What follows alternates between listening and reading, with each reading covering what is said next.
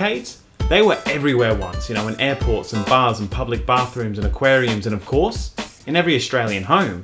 And it was in arcades like these that games like Rampage were born. Games that made you feel, you know, indestructible and feared and in control. Games that tap into your hardcore chromosome and get it all agitated, you know, because games like Rampage, they could literally tap into the mind of the average gamer. So Rampage, basically, it became a test. You could find it on nearly everything, you know, Atari, Mastersystem, Nintendo, PC, Game Boy, Lynx. To test how powerful your system was, all you had to do was check out Rampage on it. I mean, just looking at Rampage on the Atari 2600, it's pretty obvious why we needed those arcade machines in our living rooms. You know, this isn't a hardcore arcade experience. So Rampage on the Atari, it was the entire reason the Australian video games industry crashed in the mid to late 80s. Everyone in Australia was like totally depressed. If this was the future of home consoles, it looked like we'll be keeping those arcade cabinets. But you know, you need to break a few eggs to make an Aussie bacon and egg pizza. And out of those eggy ashes rose the Sega Mastersystem and the NES. We knew we could totally trade our arcade cabinets for home consoles when we finally saw Rampage get released on them. This is the kind of arcade action we expected, man.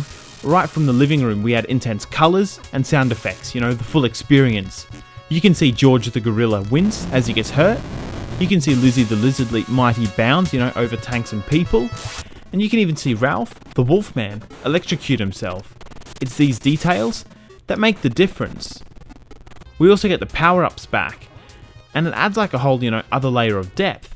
There's certain items that can really help you out, or totally do some damage, and it really kind of makes it tactical, you know.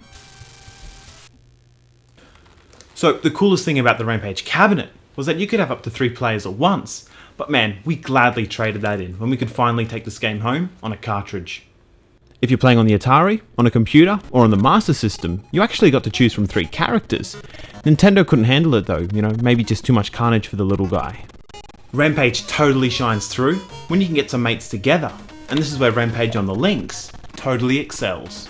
This portable powerhouse, it could pull off the polished arcade graphics and details on the move, and it did one better. They actually added an extra playable character, a rat dude, which meant up to 4 players could battle it out at once using the Comlink's cable. That's actually more than the arcade unit could handle. If adding a whole extra character wasn't enough, they added a whole new dimension by making these bombs throwable.